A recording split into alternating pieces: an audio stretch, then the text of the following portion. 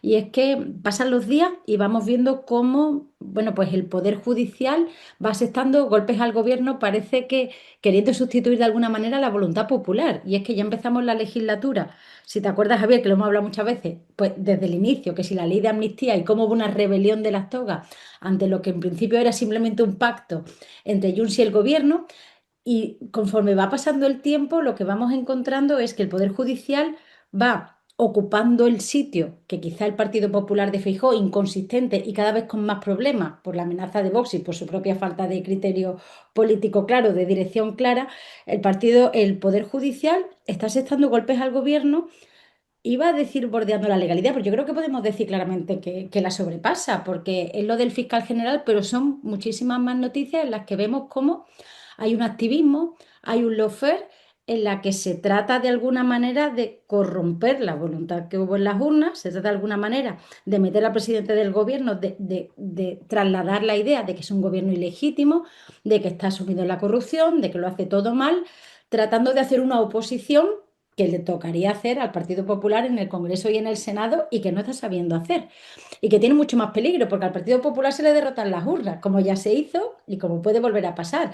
Pero es que lo del Poder Judicial está cogiendo un tono que empieza a ser más que preocupante.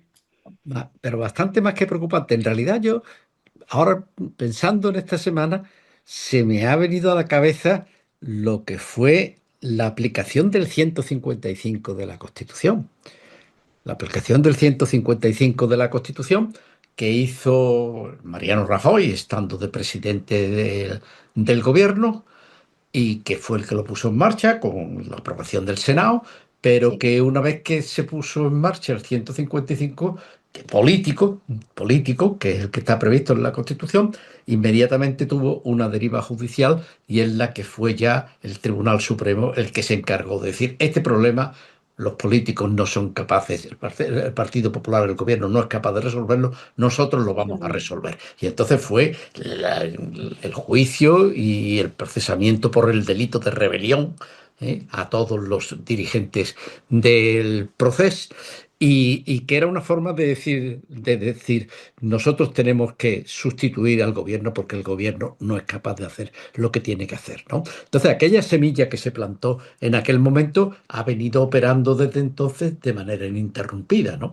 Y ahora estamos viendo en esta legislatura que empezó con las elecciones del 23 de julio, donde las derechas no han aceptado el resultado electoral y han intentado boicotear la legislatura, e intentar acortar la misma y que se convocaran nuevas elecciones, y ante su falta de preparación y de tener una política de oposición que pudiera ser reconocible y que pudiera plantearle a la opinión pública una alternativa a la que Alternativa. el gobierno, pues lo que está ocurriendo es que el Poder Judicial está entrando y está empezando a asestar golpes al gobierno a ver si de esta manera consigue lo que el Partido Popular y Vox no consiguen en el Parlamento, ¿no? Entonces, la gravedad de lo que está ocurriendo es eso. O sea, ahora mismo la oposición es el Poder Judicial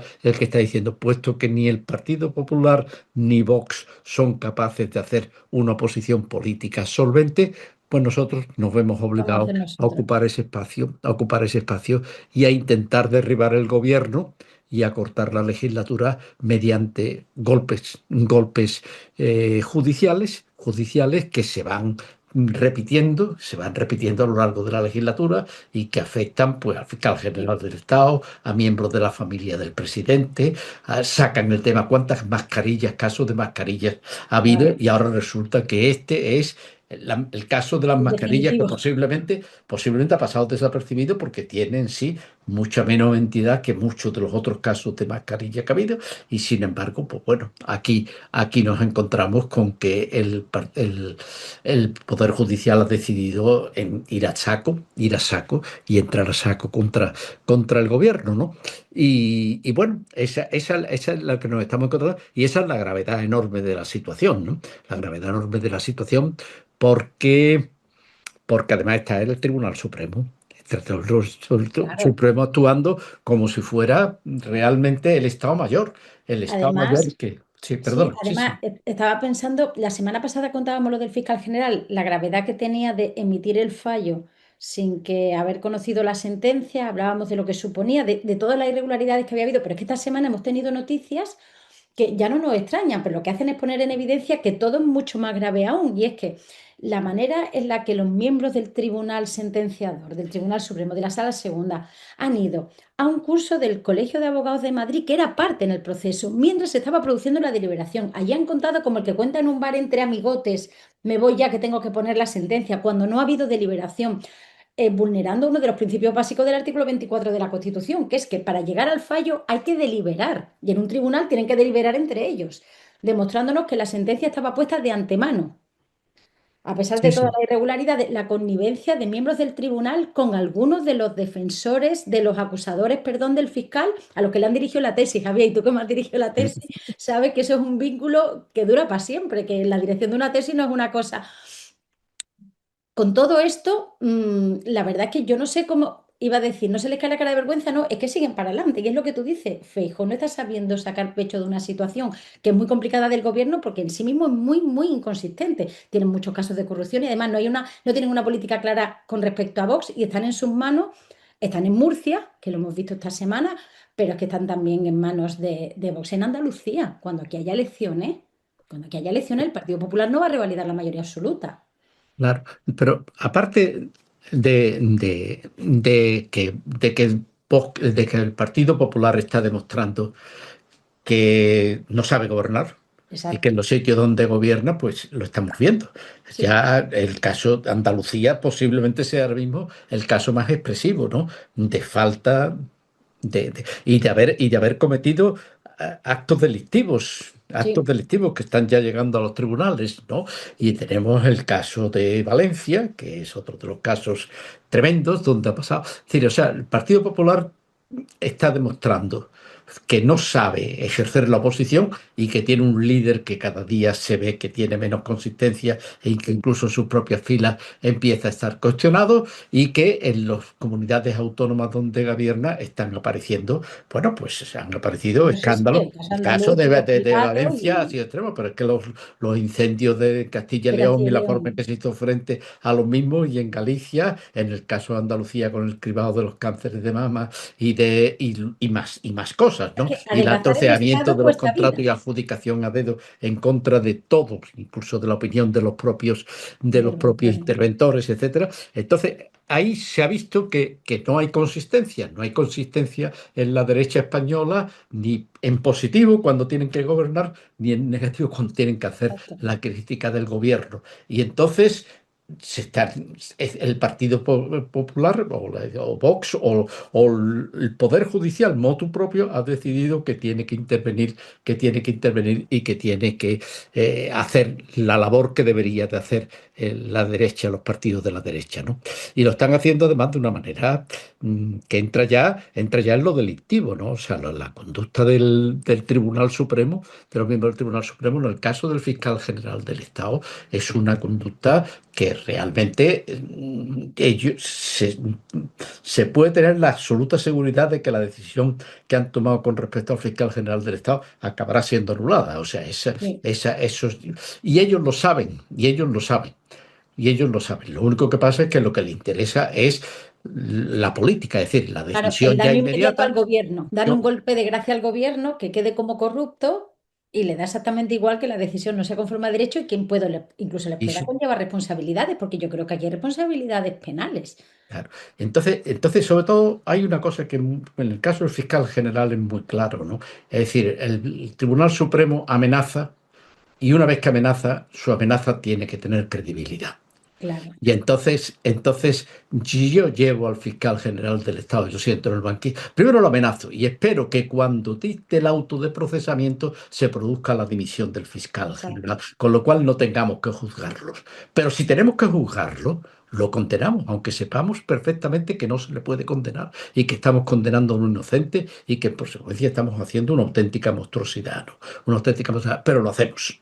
Lo hacemos. Y sabemos que ahí, con el tiempo de la política, este señor estará fuera y habremos además dado un golpe para que se le pueda atacar al gobierno y al presidente del gobierno, diciéndole que ha puesto un fiscal que es un delincuente, etcétera, etcétera, pero sabiendo que eso se va a hacer de manera inmediata y que cuando se presenten los recursos y se acabe anulando la sentencia, bueno, pues entonces eso será cuando sea. Eso será cuando sea. El tiempo político y el tiempo judicial unas veces juegan de una manera y otras de otra, y en este caso el Tribunal Supremo sabe que el tiempo político, es decir, la decisión que va a tener ejecución inmediata, va a jugar de una manera y que el tiempo judicial pues ya Sí, ya le vendrá. cogerá, por ejemplo, el presidente de la sala que ha dictado la sentencia, ese ya no estará en activo porque le quedan pocos meses, Claro, porque el año que viene tiene que jubilarse y ya no estará, y por lo tanto cuando llegue la sentencia anulatoria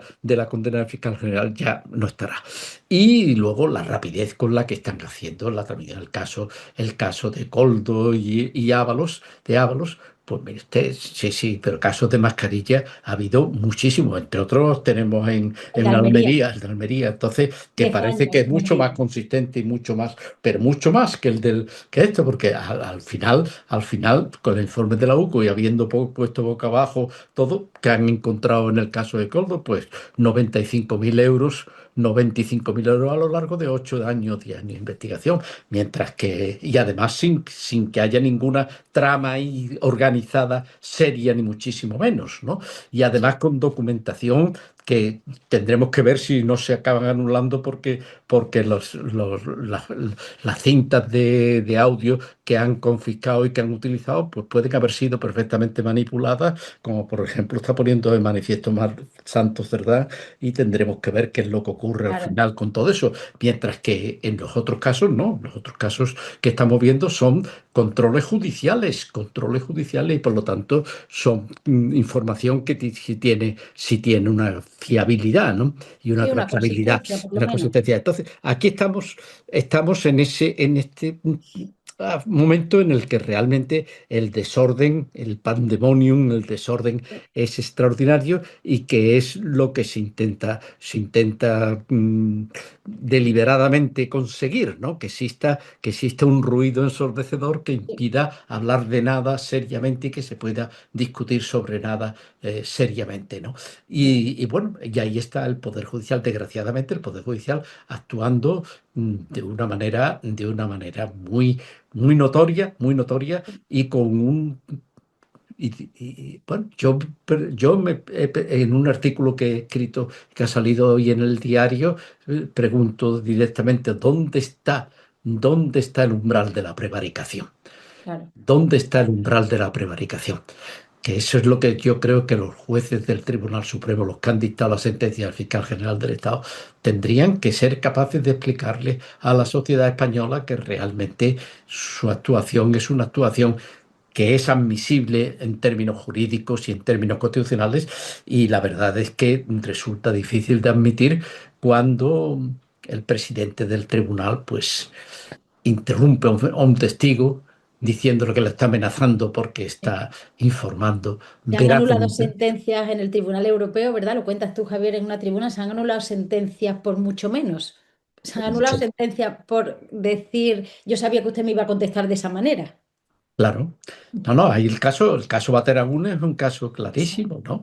Es un caso donde se produjo, hubo una condena en la Audiencia Nacional, una condena en el Tribunal Supremo, ya verdad, Sí, de 3-2, el recurso de casación por 3 votos a 2, y sí, después no se otorgó el amparo a los exacto. recurrentes que en todos los casos denunciaron la falta de imparcialidad de la magistrada que era la presidenta del tribunal que dictó sentencia en la Audiencia Nacional, ¿no? Entonces, en el recurso de casación se alegó que esta señora había perdido la imparcialidad y que no podía ser. El Tribunal Supremo no lo hizo, y en el recurso de casación, por 3 votos a 2, confirmó la sentencia de la Audiencia Nacional. Se presentó un recurso de amparo por los condenados ante el Tribunal Constitucional y el Tribunal Constitucional Constitucional por 7 votos a 5 no otorgó el amparo. Y el tema llegó al Tribunal Europeo de Derechos Humanos y el Tribunal Europeo de Derechos Humanos anuló la Totalmente. sentencia por falta de imparcialidad.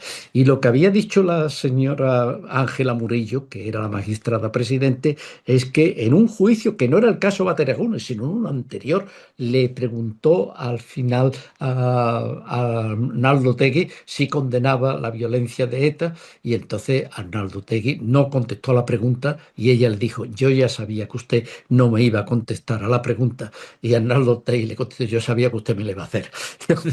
Entonces fue por eso solo, por ese desliz, esa señora perdió la imparcialidad en aquel caso y Exacto, y en después un en el proceso caso Bateragune posterior. todavía porque el derecho a la imparcialidad del juez no es solo que el juez sea imparcial, sino que lo parezca. La apariencia Claro. de imparcialidad forma parte de la tutela, del derecho a la tutela Claro, para judicial. no quebrar la confianza ciudadana en la administración de justicia, que quizá el daño más grave que tenemos, más allá del golpe que se está dando al gobierno, es que es muy difícil ahora creer que tenemos un poder judicial independiente sometido únicamente a la Constitución y a la ley, cuando está haciendo de brazo armado de la derecha del país. ¿No?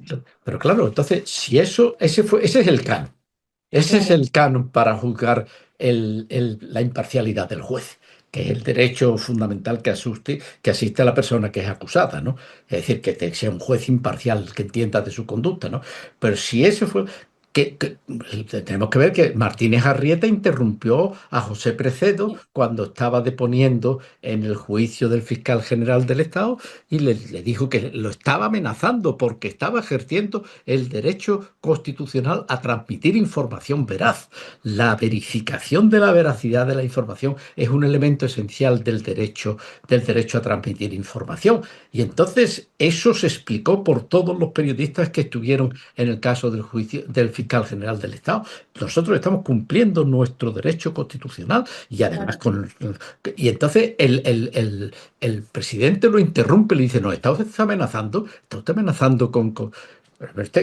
como voy a amenazar por el ejercer un derecho fundamental de una Carlos, manera claro. correcta. Si hay una manera clara de manifestar la pérdida de imparcialidad, es que yo voy a condenar, es que yo voy a condenar, es que yo voy a hacer... Y entonces, por lo tanto, es algo, y después, claro, después se ha puesto de manifiesto en su intervención en el Colegio de Abogados, Colegio de Abogados, 2 días antes, cuando todavía no se había reunido la mesa y se había sustituido a la ponente Susana Polo, por lo tanto, ya él Ya sabía, se autoatribuye que es el ponente de la sentencia y ya lo dice y además con una connivencia clara que la primera acusación contra el fiscal general fue del Colegio de Abogados.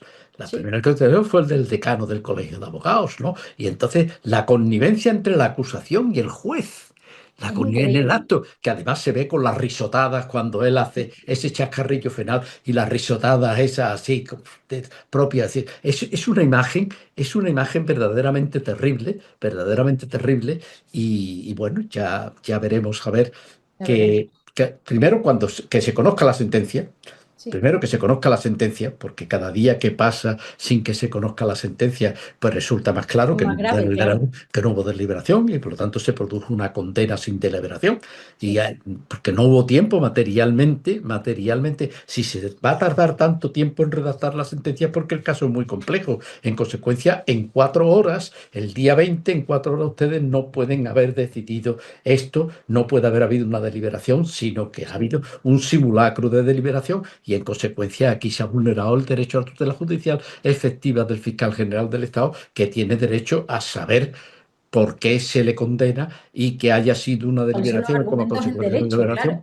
Claro. Entonces, todo esto está siendo y se están mezclando y, y Y lo hay, dices hay, el 20N, que parece recochineo. Oye, el claro. 20N lo haces público sin tener la sentencia y no que la vaya a tener mañana pasado, que es que han pasado ya 8 o 9 días y seguimos sin tener la sentencia. Pero se y, comunica. y sin que sepamos exactamente cuándo Exacto, ni se cuándo la va. vamos a tener, ni qué va. Entonces, esto es una cosa, Sí, pues, ese es el poder judicial que tenemos. sí. Ese es el poder judicial. No, no, evidentemente no el poder judicial, pero sí los que están Bueno, en es el la Tribunal cúpula. Supremo, están en el Tribunal Es Supremo. la cúpula del Poder Judicial. Yo siempre me gusta decir que cuando lo hemos hablado alguna vez en algún foro, que cuando se aborda la transición, yo creo que al Poder Judicial todavía le falta dar el último paso y tenemos un Poder Judicial con una configuración seguramente preconstitucional en muchos casos, que no cree en la Constitución, que no la aplica y que además utiliza su poder Pero cuasi omnímodo para, hablando el, de la cúpula, obviamente. el elemento, vamos, el dato más claro es eso. El Sí, mismo día en que se suprime el Tribunal de Orden Público se crea la Audiencia Nacional. claro, O sea, efectivamente. Tribunal de Orden Público y la Audiencia Nacional están sin solución de continuidad. Se acaba con el Tribunal de Orden Público Se hace otro. y se produce y se crea la Audiencia Nacional. O sea, entonces eso yo creo que ya es un Y que es la indicador gran de lo reforma que fuese pendiente. esa transición Sí. modélica, de lo que Sí, fuese sí, esa sí, y es la transición gran modélica. reforma pendiente, por mucho que nos digan, parece que no puedes criticar al Poder Judicial porque critica el estar sometido a derecho, pero es que no es verdad. Yo creo que una de las grandes reformas pendientes de este país, y otro día tenemos que hablar de ello, Javier, es el acceso a la carrera judicial y cómo se va consolidando, las familias que hay, el sistema de oposición con preparadores en negro que son de una determinada familia, con independencia obviamente de la cantidad de jueces y magistrados que acceden sin padrino y que ejercen bien su labor, pero a la cúpula seguramente no llegan esos. Esos están por ahí trabajando muchísimas horas en malas condiciones y los que llegan a la cúpula del Supremo son otros, son otras que son los que, bueno, otras no, otros que son los que estamos viendo. Bueno, pues eso yo creo que es Sí, la penosa situación sí, que nos deja lo que ha ocurrido esta semana, que se está haciendo ya muy visible, ¿no? sí. Pues sí, Desgraciadamente, yo creo que tendremos que seguir hablando y que habrá pues nuevos sí. episodios que nos obligarán a A reflexionar volver sobre a. lo mismo. Muy Pero ha sido bien. una semana triste, en ese sentido, una semana muy triste.